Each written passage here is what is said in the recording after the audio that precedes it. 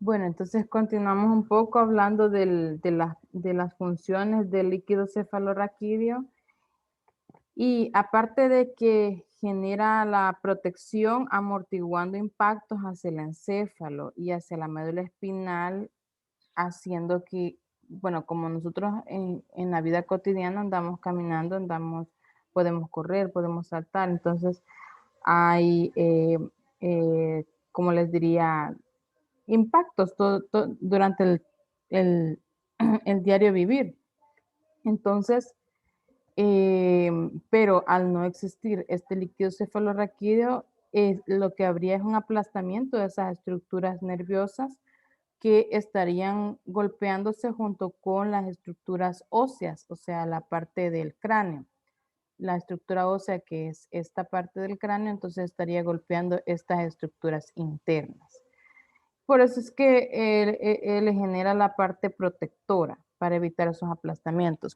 Pero como bien dijo su compañero, cuando hay un trauma craneoencefálico, sucede que puede perder una cantidad de este líquido y puede comenzar a perder estados de conciencia, pueden existir otros signos como son ojos de mapache en los cuales se comienza a ver una equimosis, o sea, se ponen moretes en el área de los ojos, en la parte orbicular de los párpados y que pueden terminar convulsionando a estos pacientes.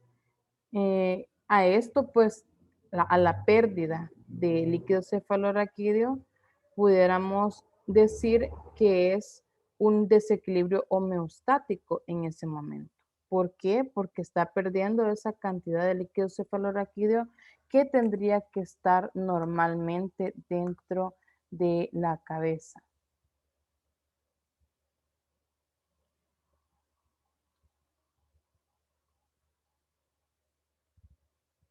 Bien. Y la otra parte es la circulatoria. La otra parte puede ser una función circulatoria en la cual en todo ese líquido, como les dije, em, tiene sustancias que lo contienen, ¿verdad? O, o que está formado por todas esas sustancias que mencionamos, como son glucosa, proteínas, urea. Y entonces estas sustancias van a ser filtradas por la sangre y que llegan hacia el encéfalo. Entonces viene y lo lleva hacia el encéfalo y también hacia la médula.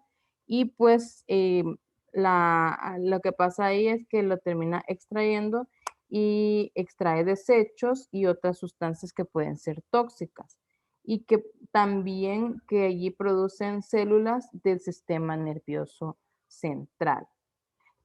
Podemos decir que en la mayor cantidad de líquido cefalorraquídeo es la que se va a absorber en unas estructuras que se llaman vellosidades aracnoides. Entonces, en esa parte van a ser absorbidas y pues en circunstancias normales se va a reabsorber.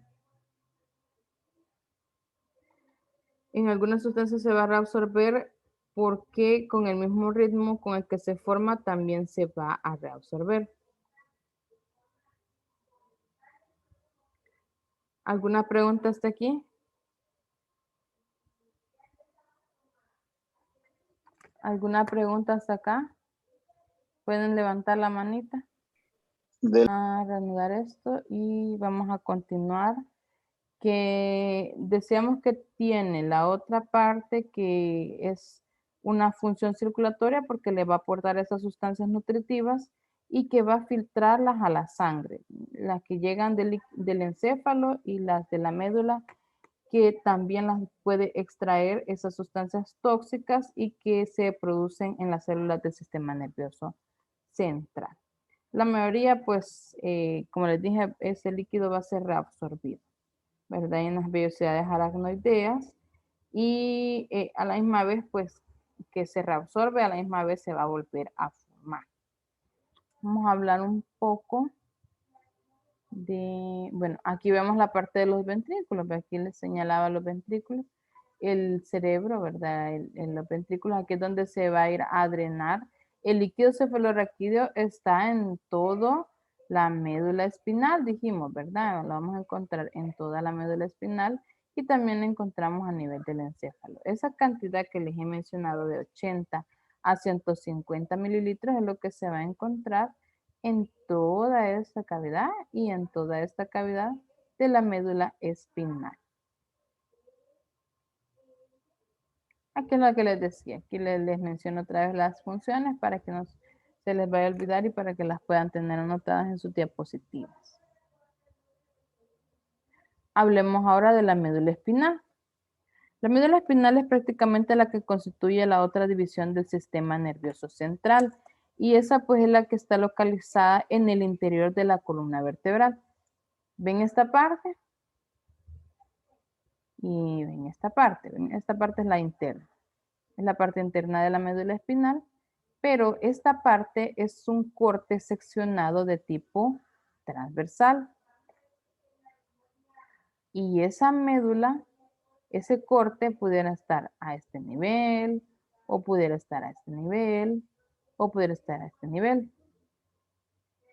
Pero la cosa es que si nosotros conformamos o ponemos un corte de esto tras otro de esto y otro y otro, lo que tenemos al final es todo lo que se encuentra dentro de nuestra columna vertebral, porque decimos que la médula espinal está protegida por la columna vertebral. Eso es lo que yo no quiero que se les vaya a olvidar, que todo esto internamente de la columna es la médula espinal. Bueno, entonces, hablemos solo un poquito de la médula. Como les dije, es la subdivisión del sistema nervioso central y es la que está localizado en el interior del conducto de la columna vertebral. Se extiende desde el agujero magno del occipital, o sea, de la cabeza, la parte inferior del cráneo tiene un agujero y en ese agujero es donde va a emerger o va a iniciar lo que se le llama médula espinal.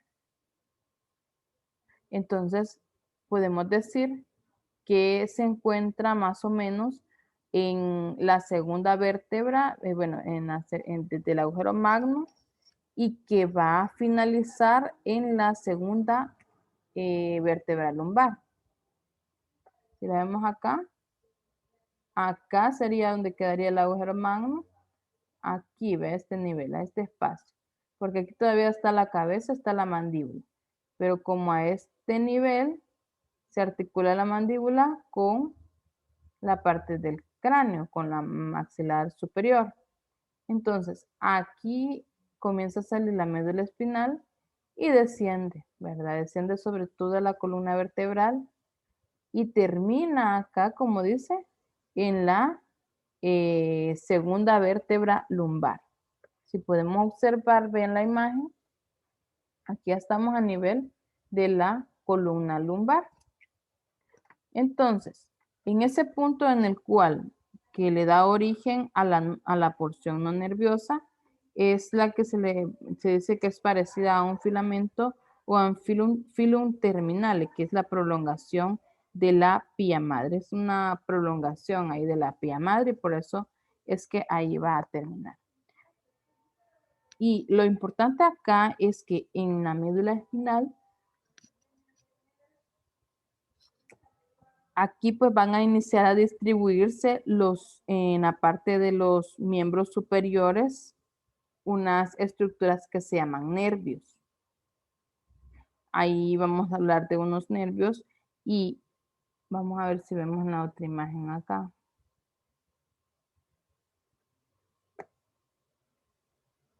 Bueno, aquí ven, aquí como pueden observar, aquí la médula y entonces comienzan a salir nervios, comienzan a salir raíces nerviosas. Esas raíces nerviosas, las que inician desde la médula, al inicio de la médula espinal, van a comenzar a salir estas raíces y que unas van para los miembros superiores. Y así consecutivamente van a ir saliendo para órganos y para miembros inferiores. Entonces, también se puede decir que hay un punto de nacimiento en el otro engrosamiento de la médula que también se le llama abultamiento lumbar, pero eso no es muy relevante para el área de la enfermería. Eso es más que todo algo anatómico, pero no tiene mucho que ver con la anatomía del área de ustedes de enfermería. Pero a mí me gusta que ustedes sepan de todo. Ustedes saben que yo quiero enseñarles de todo y quisiera que supieran a veces mucho más que yo. La médula espinal entonces se compone de 31 segmentos, o sea, esto podríamos decir que es un segmento. Entonces podemos decir que hay 31 de estos. Existen 31 de estos, ¿para qué? Para que se pueda formar la médula espinal. Cada uno de esos segmentos de los cuales va a dar origen a un par de nervios espinales. Podemos decir que aquí podrían comenzar a salir los nervios espinales, pero vamos a ver acá mejor. Y podemos aquí decir que estos son los nervios espinales que pudieran dar estas raíces, ¿verdad? ¿De dónde van a salir? Como pueden observar acá, aquí está la vértebra. Entonces, en la vértebra hay unos agujeros y es ahí donde emergirían, mejor dicho, esos pares de raíces nerviosas. Les dice pares de raíces porque va uno a la derecha y va otro a la izquierda. La longitud de la médula espinal se dice que es de más o menos 42 a 45 centímetros. Y pues al hacer un corte transversal, como lo vimos acá, este corte transversal, se pueden observar una capa externa de sustancia blanca. Esto sería prácticamente, aquí por eso les pongo el nombre, sustancia blanca. Todo eso sería la sustancia blanca. Y en esa sustancia blanca pues va a estar compuesta de axones mielínicos, de neuronas sensoriales y de neuronas motoras, ¿verdad? Por eso decía aquí una raíz ventral motora y una raíz dorsal sensitiva, porque unas dan axones de neuronas sensoriales y otras motoras. Y la otra capa, que es la más interna, que es eso que se puede observar acá, como le ven una forma de H, y así lo describe la literatura, que tiene una forma de H. Aquí forma una cosita, aquí le forma la otra, y aquí le forma la H. Por eso le dice que es una forma de H. Entonces, esta parte de la sustancia gris que va a estar dispuesta en forma de H, va a estar compuesta prácticamente de cuerpos neuronales. Esos cuerpos neuronales y de axones amielínicos. De esos axones amielínicos, también de dendritas. Eso se puede ver a nivel microscópico porque acá ya no lo podríamos observar. Entonces, y que de las dendritas tendrían neuronas también de asociación y también tendrían neuronas motoras. Hay un micrófono ahí encendido. ¿Alguien quiere hacer una pregunta? No. Bueno, en esa médula espinal, en su corte transversal, como les dije, hay dos partes, una externa y una interna.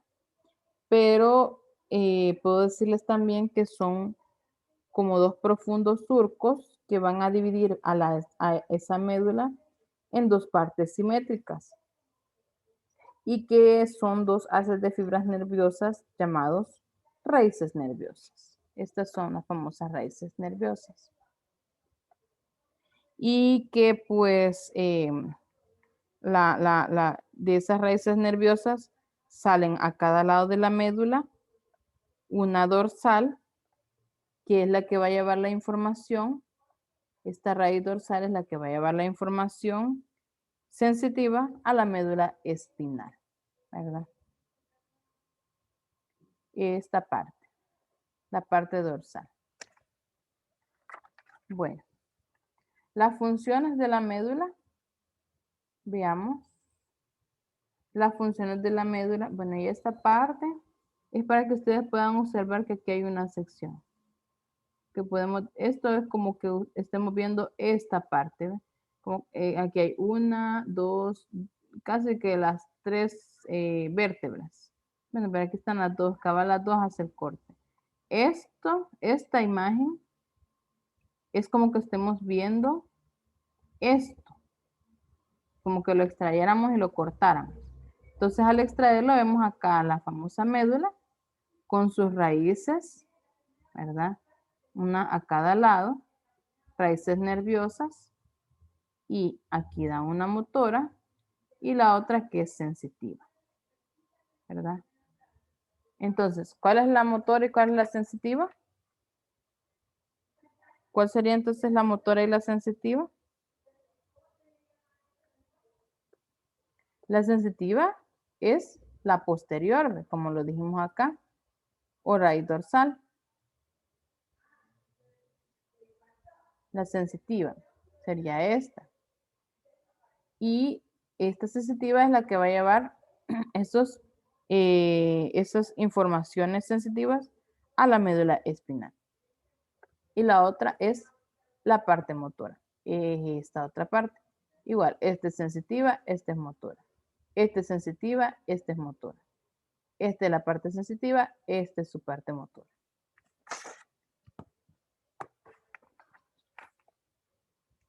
¿Se comprende esta diapositiva? ¿Y la función de la raíz motora? Acuérdense que como hablábamos del arco reflejo, es la misma.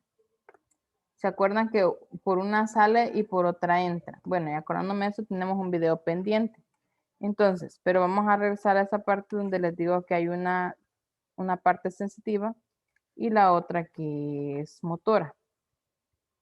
Una que es la que lleva los impulsos hacia la médula espinal, que es la sensitiva, y en la parte motora es la que va a llevar la señal o va a transmitir ese impulso para que usted pueda hacer un accionar, o sea, para que usted pueda accionar en ese momento. ¿Se comprende? Sí, doctora. Va, excelente. Bueno, Sí, doctora. les voy a poner un video que el joven Antonio preparó. Se esforzó bastante y necesito que lo vean para que vean. Es como un tipo de experimento a la misma vez y ustedes es bien importante que aprendan tanto de bioquímica como de biofísica. Serían unas partes muy importantes, aunque en esta carrera de enfermería casi no ven la parte de la biofísica, la bioquímica, pero es de gran importancia que conozcan aportes en esas ramas. Entonces, lo que hablábamos un poco del arco reflejo, entonces él le va a hablar un poco del arco reflejo. Bueno, como se esforzó bastante y pues yo hasta pensé que se le había olvidado, pues se le va a compensar con un punto, ¿verdad? Para posteriormente en alguna vez que necesite algún punto. No, solamente uno, porque hay que ver el esfuerzo y también hay que motivar a sus otros compañeros a que puedan estudiar bastante. Bueno, entonces vamos a dejar de compartir esta pantalla y les vamos a compartir el video de su compañero.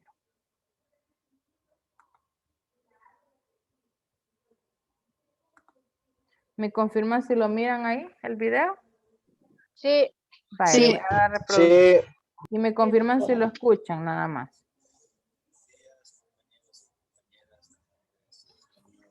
No, no se oye. No se escucha. No se escucha. Oh, ¿y ahora? Tampoco. Tampoco. No. Ah, vaya. Pues, ni modo, se lo puedo tener que enviar. Yo voy a tener que subir a YouTube y posteriormente ustedes lo Sí, ven. se oye, pero bajito. ¿Se escucha bajo? Sí. Escucha suave. Doctora, lo que pasa es que cuando usted tiene su audio encendido, por eso no se escucha bien. Ah, tengo que apagar mi audio. Vale. Sí.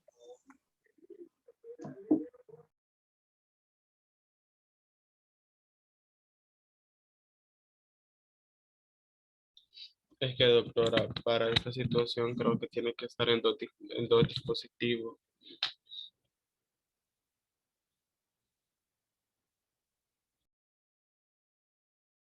Y aquí no se escucha nada. Algo peor, no se oye. No, es que no se escucha. No se escucha porque apagó su audio, doctora. Entonces, por lo general, está mejor.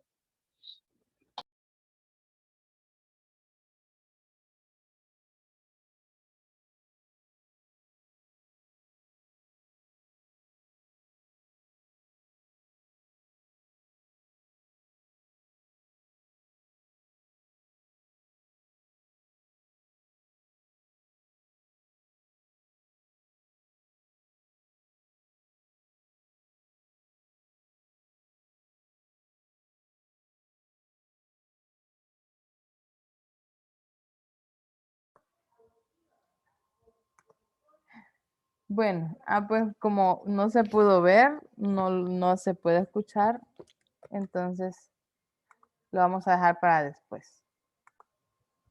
Y entonces podemos decir que en la parte de que a la misma vez que dijimos que transmite, después envía otra señal en la cual es la parte final de una acción, ¿verdad? Y la otra, pues es una otra función que podemos decir que es una respuesta involuntaria y se le llama también estereotipada porque son prácticamente reflejos. Tiene que ver mucho con los famosos reflejos. ¿Qué es lo que pasa en esta parte? Que podemos decir que transmite esos impulsos desde esos nervios periféricos hacia el encéfalo. Y de ahí pues hay otras partes que dice que hay impulsos motores hacia el encéfalo. O sea, hay dos cosas, impulsos sensitivos e impulsos motores. Una es que los lleva y otra es que los trae. Cuando los trae de regreso es donde se vuelve o se genera una acción. El accionar solamente de separar o de que usted en la mañana se levanta y se golpea el dedo hálux con la pata de la cama o con alguna pared o con un objeto que usted tenga en el suelo, esa misma señal que va a ser transmitida hacia la médula a través de estas neuronas sensitivas, después va a ser transmitida por una neurona motora. ¿Y dónde se encuentran todas esas neuronas? En la médula espinal. Por eso es que estamos hablando de lo mismo. Todo es un accionar. Pero la otra parte es la parte involuntaria, que son los reflejos, como les dije.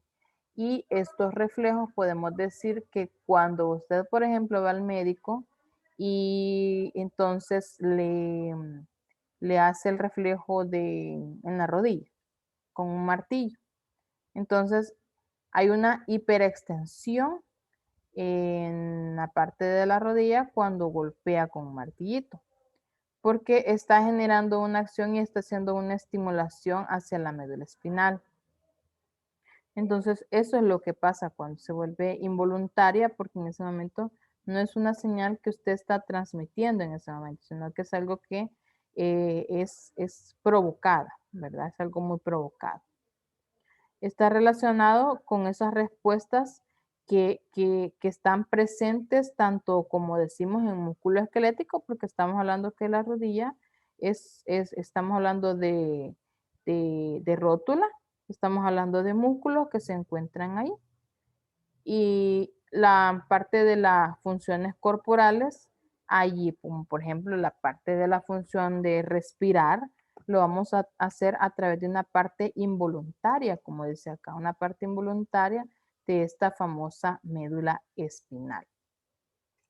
Entonces, la otra parte también podemos decir, entre esas otras funciones que son involuntarias, podemos hablar de respiración, defecación, micción o la frecuencia cardíaca.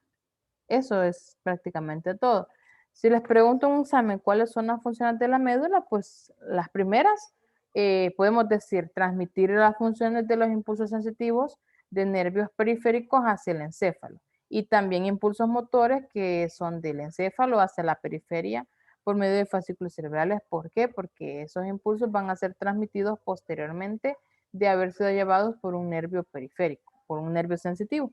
Entonces, después lo lleva a la neurona motora y transmite una señal, el famoso arco reflejo. Entonces, por eso es la función ahí es transmitir impulsos sensitivos y motores a los nervios. Y la otra, las respuestas involuntarias como reflejos, reflejos que no tienen una voluntad propia, como decimos respirar, digestión, defecación, micción, e incluso la frecuencia cardíaca es un reflejo porque lo está haciendo también a través del sistema nervioso central. Es algo que no lo va a poder mandar, algo que no puede evitar. Respirar no puede dejar de respirar. Usted puede dejar de respirar medio segundo quizás, no sé, imagínese usted deje de respirar ahorita, de repente usted se cierra a respirar y usted comienza a sentir que se ahoga o le tapan le tapan la nariz y la boca, o sea, en ese momento prácticamente inicia a que se va a comenzar a asfixiar. Pero podemos decir en esa otra parte que tampoco podemos detener al corazón y el corazón es una parte involuntaria.